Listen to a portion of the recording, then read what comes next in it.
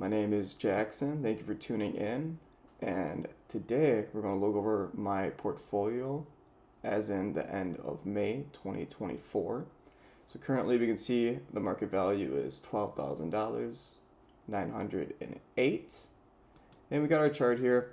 Now, interesting enough, I did recently just transfer into Robinhood, so I don't have the prettiest all-time chart. I don't know if that information will update or not. Probably not, which is understandable. But we can look at the last month to get a pretty good idea of what's been going on. So I transferred 12,700 in. This big jump here was my IRA match for transferring in, as Robinhood gives you 1%. And then we had some up and down throughout the rest of the month. You can see I transferred in around the 20th. Now, right here is a point I definitely wanted to point out. This was on a Friday. We saw a huge decrease in the market. I mean, it looks like it dropped nearly 1% intraday, and that was because inflation data came in and wasn't the best to look at. But then near the end of the day, a lot of orders actually got fulfilled, bringing our account value back up basically to the beginning of the day. And that leaves us at $12,908. We can see earlier in the week, we actually did hit the $13,000 mark, which was the first time for my portfolio, which is just amazing to see. A couple years ago, I started this portfolio at $2,500, and continually over time, it has just increased in value. We can look at some of the holdings we have here. We have QQQM, SPY, and then VOO at the same time.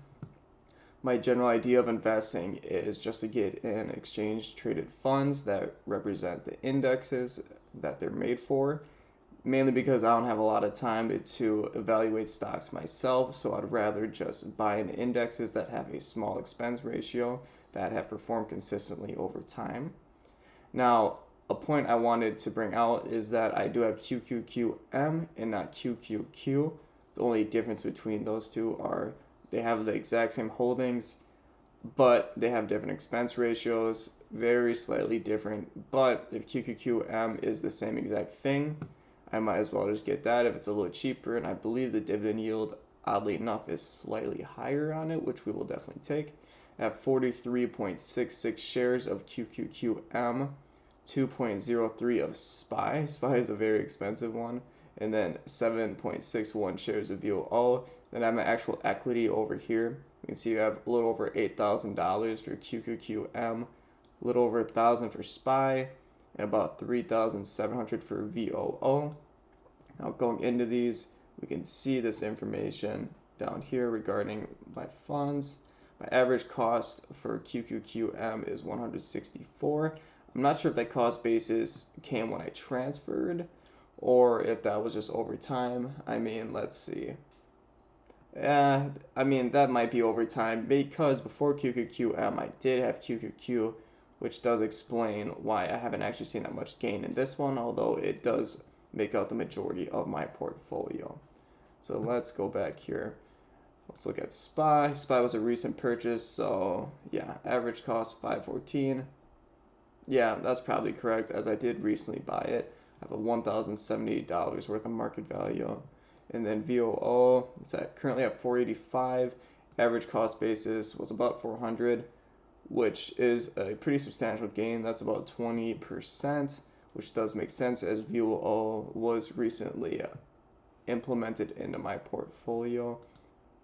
All these have decent dividend ratios. I'm not the most concerned about dividend investing. I am only 21. I have about 40 years until standard retirement or withdrawal age for my Roth IRA. So I'm not too concerned about dividend. I'd rather focus on growth and see actual growth within my investments to get the highest value by the time I decide to retire. We have some contribution information. This has not updated.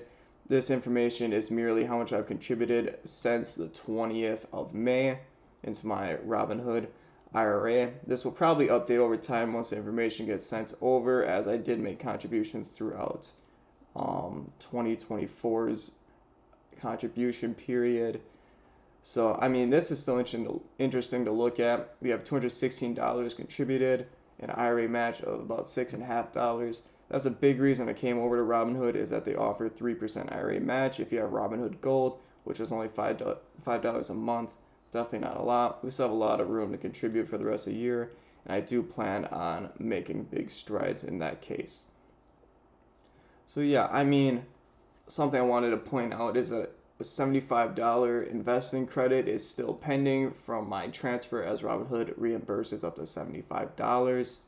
That's been pending for a while. Hopefully early next week they'll be able to hit. So you can imagine this is about $12,980, more like, very close to $13,000 still. And that pending credit kind of brings up a big issue that I had, was my actual transfer from M1 Finance to Robinhood. It was an incredible pain over 2 weeks. I mean, you can see it was transferred in about May 20th, but earlier in May is actually when I wanted to transfer my account.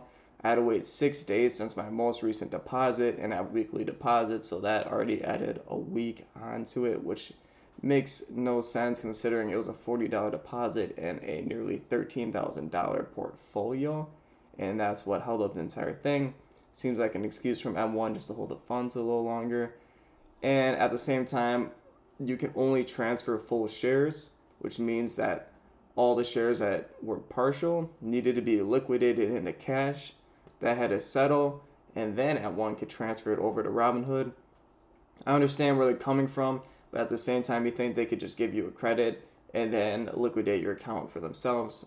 I think that would make more sense, but I don't know. There might be some legality behind that. Nonetheless, that just made the process way longer than it had to be. M1 was honestly horrible at communicating with me throughout the whole process, and I had to continually bother the contact team about it. And for that $75 pending credit, I had to get some proof that the $200 that I was subtracted from my account was actually from the transfer. And to prove that, I need some sort of letter. And I reached out to them, and you think a letter would take maybe a day or two. It took about 5 days for me to get a letter from M1 after repeatedly messaging them about that. And I have to wait till the end of the month to get a statement, so hopefully that's soon. But hopefully the letter was enough by itself. But yeah, nonetheless, M1 made the process incredibly more difficult than it had to be. I'm just glad to leave the platform, as I saw a lot of things kind of going in a direction I really didn't like. And now I'm at Robinhood, which, although Robinhood has had a lot of its downfalls in the past, it's a publicly traded company, so its financials are at least open to the public, which means they have to wash themselves more or less. And they've made some pretty good strides to fix their public image as of recently, and given much more warnings on their platform, a little less gamified. So that's great things to see in the direction of it. And the UI honestly just looks incredible. You can't really compete with it. You can actually see 24-hour market trading, which is something I don't see on a lot of platforms. For the average person, it doesn't matter. For me, I like to see if my portfolio is about to jump in the morning or not. But I mean, even here you can see $40 right after market, and then we went up about another 20. So that's great to see. But yeah, so this is the start of my portfolio. I am 21 in college. I'll be a senior next year. I so far basically have $0 of college debt. This portfolio is something I really take near and dear to my heart. I work on it constantly. In the future, I like to add more individual stocks when I have the time. Right now, I'm quite busy, so I don't really have the time to evaluate the cash flow and look at the dividend yield and expense ratios. It's just a lot to look at right now. So in the future, definitely keep an eye out for that. We're going to be focusing more on it. But for now, we'll stick to our ETFs. We'll do a monthly update on this portfolio to see how it's appreciated over time. Hopefully the chart info will update so it doesn't look like this huge spike out of nowhere. But if it doesn't, we can see over the months it'll look incredibly better. Even if the market goes down, I consistently put money in. When the market goes down, I actually try to put more in. So hopefully the portfolio stays at least around the same value. Well, thank you everyone for tuning in today. Make sure to leave a comment if you have any questions. Like the video, subscribe to the channel for more updates on this portfolio. I did just start a 401k with my company and they provide a match. So I will probably do quarterly updates on that as well. Beyond that, I might upload some finance content on here. Nothing too crazy. Mainly want to focus on the portfolio and explain investing for the average person. So thank you for tuning in, and I will see you guys on the next one.